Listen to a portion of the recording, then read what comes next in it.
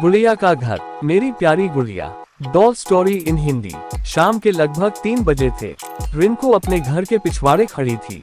उसे अपनी सहेली नीलम की प्रतीक्षा थी, जो उसके साथ खेलने वाली थी। जल्दी ही नीलम आ गई। थोड़ी देर तो दोनों ने कंप्यूटर गेम खेले, फिर दोनों ने निश्चय किया कि डॉल का घर बनाया जाए। नीलम ने सामान इकट्ठा किया और रिंकू घर में से अपने ढेर सारे खिलौने उठा लाए। डॉल का घर बनाया जाने लगा। 3 कमरे बनाए गए। उनमें से एक ड्राइंग रूम था। उसमें छोटा सा सोफा रख दिया गया। एक मेज पर सुंदर सा गुलदस्ता सजाने के बाद फिर सोने का कमरा बनाया गया। गुड़िया को पलंग पर लिटा दिया गया। उसके पास एक अलमारी और कुछ किताबें रख दी गई। किचन में ढेर सारे बर्तन इधर उधर बिखेर दिए गए।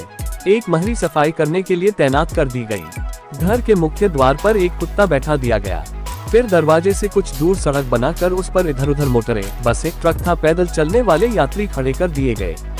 बस हो गया डॉल हाउस तैयार। घर बनाने में दोनों सहेलियां इतनी तल्लीन थी कि उन्हें समय का ध्यान ही नहीं रहा। ध्यान उन्होंने तब दिया जब देखा कि पड़ोस के मकान में खड़ी मोना दोनों को घूर रही है। शाम ढलने लगी थी। घर में से माँ ने दोनों को नाश्ता करने के लिए आवाज दी। दोनों तुरंत घर में चली गई। मोना तो इसी मौके की तलाश में थी। वह पहले भी कई बार रिंकू का डॉल हाउस तोड़ चुकी थी। उसे जलन होती थी कि रिंकू इतना सुंदर डॉल हाउस कैसे बना लेती है।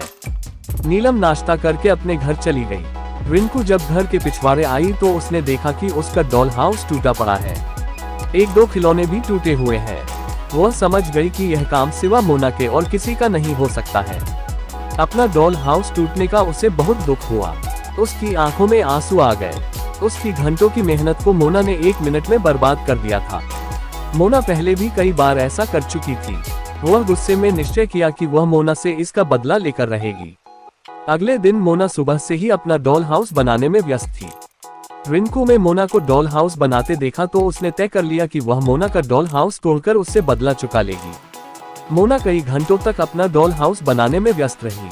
उसके पास उतने अच्छे खिलौने नहीं थे जितने रिंकू के पास थे, इसलिए उसका डॉल हाउस रिंकू के डॉल हाउस के मुकाबले में काम सुंदर था।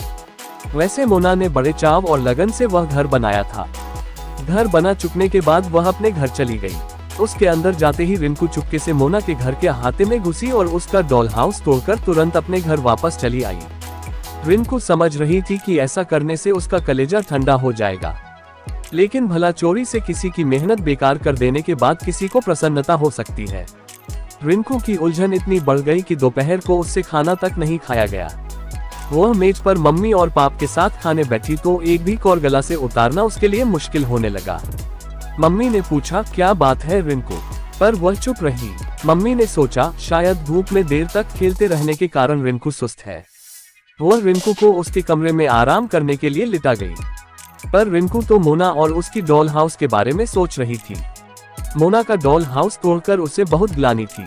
वह सोच रही थी, क्या हुआ अगर मोना से मेरी नहीं पटती, और फिर बुरे के साथ बुरा करने से लाभ। इसी सोच विचार में रिंकू काफी देर तक करवटें बदलती रही। उधर मम्मी और पाप खाना खाने के बाद अपने कमरे में सो चुके थे।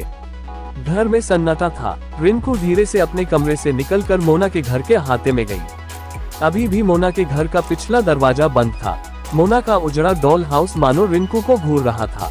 रिंकू को लगा जैसे डॉल हाउस अभी उठकर कहने वाली है कि मेरा घर तोड़कर तुम्हें क्या मिला। रिंकू ने तुरंत ही डॉल को उठा लिया और उसकी धूल झाड़कर बहुत देर तक उसे प्यार करती रही। मोना कभी सोच भी नहीं सकती थी कि रिंकू उसका डॉल हाउस उजाड़ सकती है। यह एहसास रिंकू को बहुत शर्मिंदा कर रहा था। रिंकू समझ नहीं पा रही थी कि अपने किए का प्रायश्चित कैसे करे।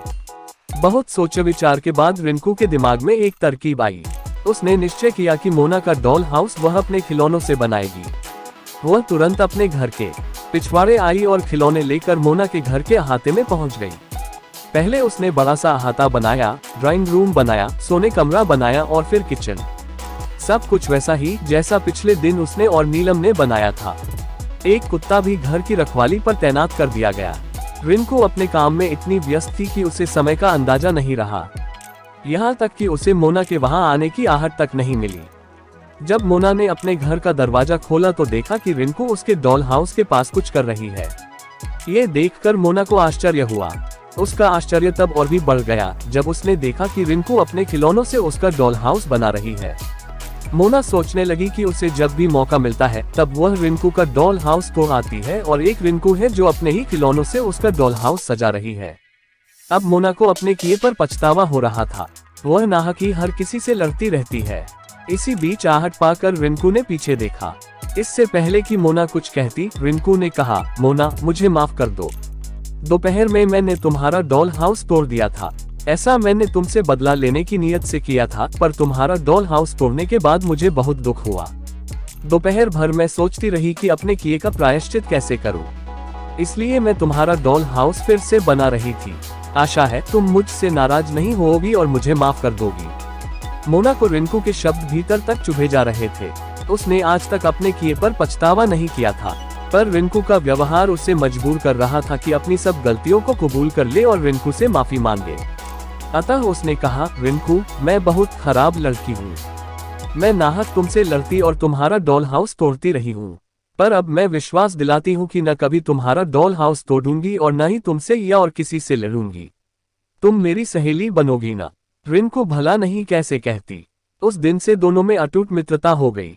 इस कहानी से हमें